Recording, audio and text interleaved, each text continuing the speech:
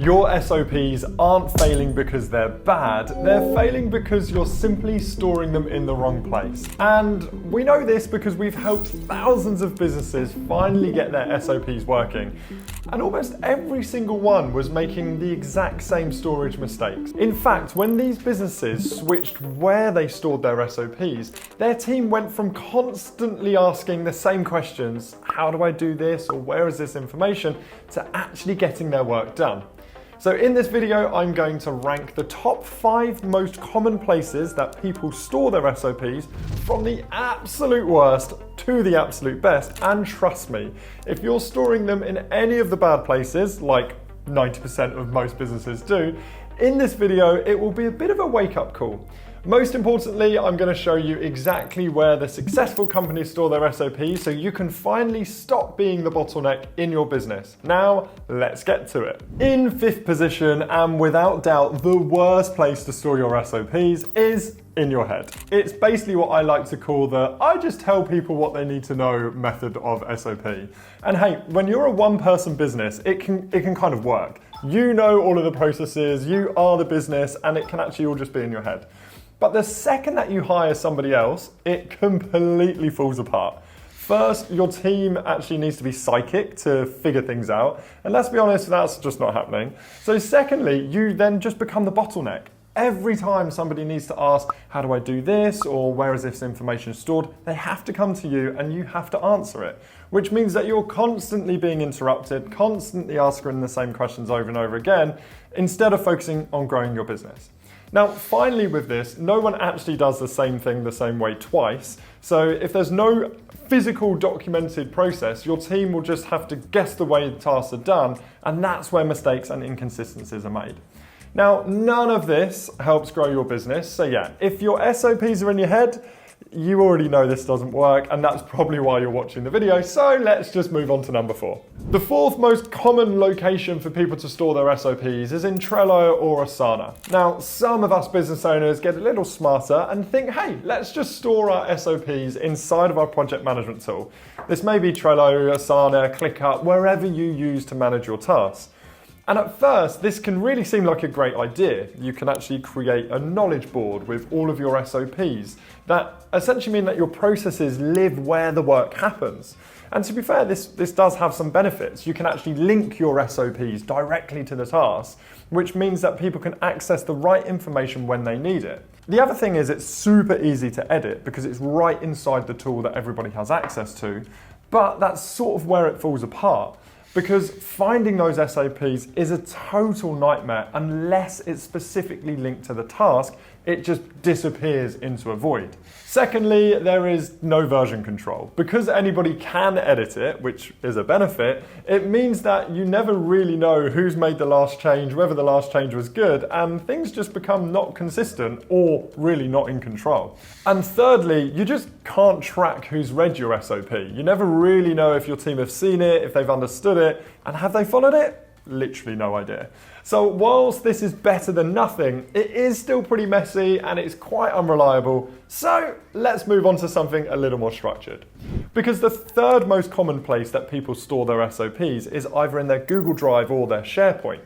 And this is really what we're talking about when businesses go on and finally decide we should actually document our processes. So that might be Google Drive, SharePoint, Dropbox, essentially wherever your team usually stores its documents. And honestly, this isn't the worst place to start. It's really easy to create your SOPs. Everybody can easily have access, and the sharing is really simple. So it does seem like a solid solution, right? Not so fast, my friend, because here's where it gets a little bit messy.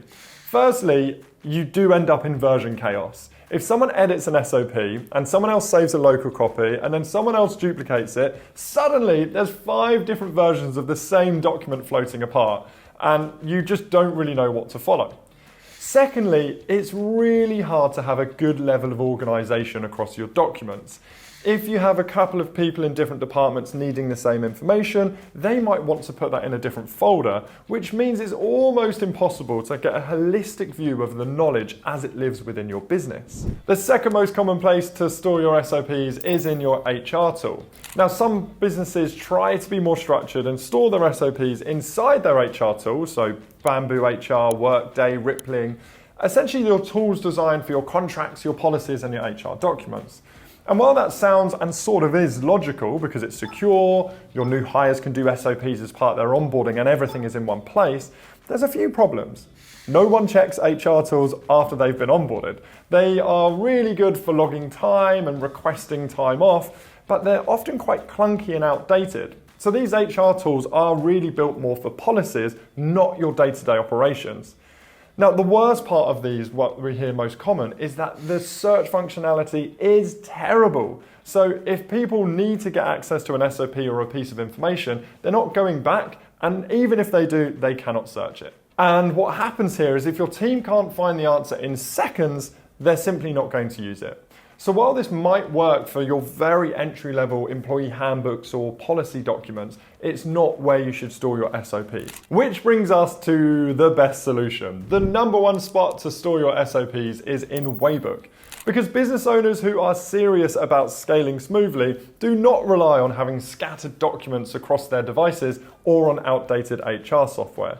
They use a purpose-built system designed for SOPs like Waybook, and here's why it's a game changer. Firstly, your SOPs just naturally become a structured, searchable knowledge base.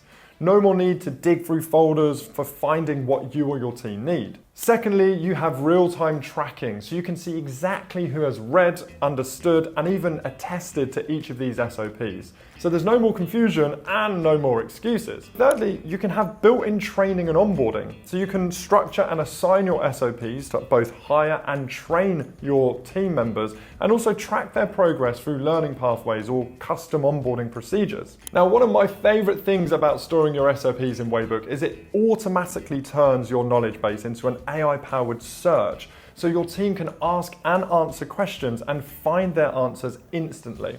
And finally, Waybook is perfect for all of those version controls and revision history within your SOPs. So for those of your teams that like to collaborate and update your information, Waybook will naturally store all of that for consistency and also compliance. If you're serious about scaling smoothly and keeping your processes structured, trackable, and actually usable, then this truly is the way to go.